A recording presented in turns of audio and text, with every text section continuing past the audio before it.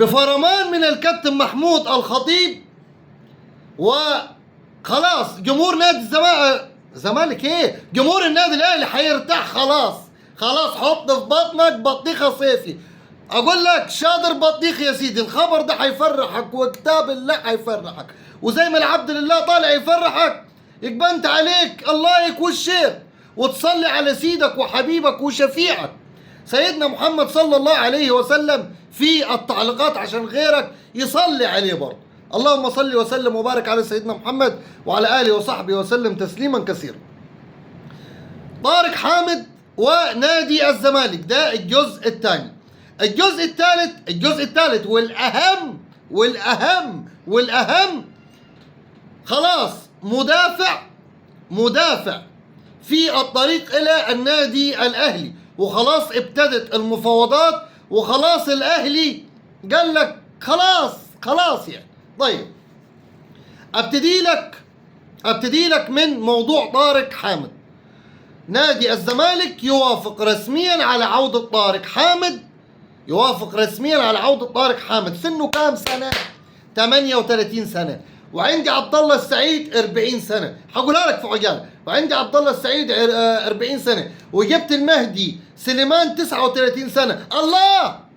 الله، ده احنا بقينا الاعمار بتاعتنا 3000 قبل الميلاد. ايه وبعدين قالوا وافق طارق حامد على 15 مليون جنيه في السنة. ما هو لازم يوافق، ما 38 سنة لازم يوافق. المهم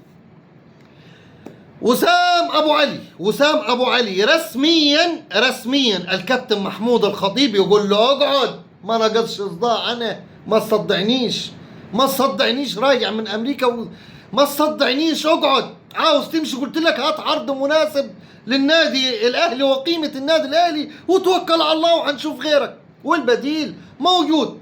طيب انت يعني انا حطيت لك 10 مليون دولار، انت جالك 8، اعمل ايه انا؟ يلا يا سيدي خدها من بقي من الكابتن محمود الخطيب. يلا يا سيدي عاوز تمشي اتوكل على الله، والعرض ابو 8 كمل انت 2.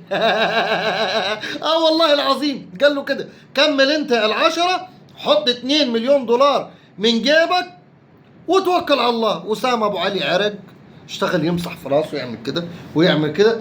قال له لو ما عرفتش توفر 10 مليون دولار يبقى يوم 14 في الشهر منه تنزل اول تدريب على طول. ما عندهمش يما ارحميني والله، تنزل لي تدريب يوم 14 والموضوع اتقفل وخلص الكلام. ده الكلام النهائي في موضوع وسام ابو علي والكابتن محمود الخطيب. انا بقوله لك بالعاميه كده وبالضحك. طيب لايك وشير وصلي على حبيبك وسيدك وشفيعك سيدنا محمد صلى الله عليه وسلم. النادي الاهلي يتفاوض مع نادي شختار دونيتسك الاوكراني بالظفر بلاعب الدفاع، مش عارف ايه، غرام كده، مش عارف علاء غرام ولا يعني اسامي تقيله عليه والله. غرام، اعتبره غرام. اللاعب ده هيكون بديل ليه اشرف داري، عشان اشرف داري جاياله عروض كثيره جدا جدا، وتحسبا ان هو يرحل، فتفاوض مع نادي شختار دونستيك الاوكراني للظفر باللاعب علاء غرام بديلا لاشرف داري. الصراحه اتفرجت على فيديوهات لي، اللاعب ده ممتاز والله. ده استبن اشرف داري يمشي، غرام يدخل في الموضوع ده، هتبقى غرام في غرام. ابعتها له.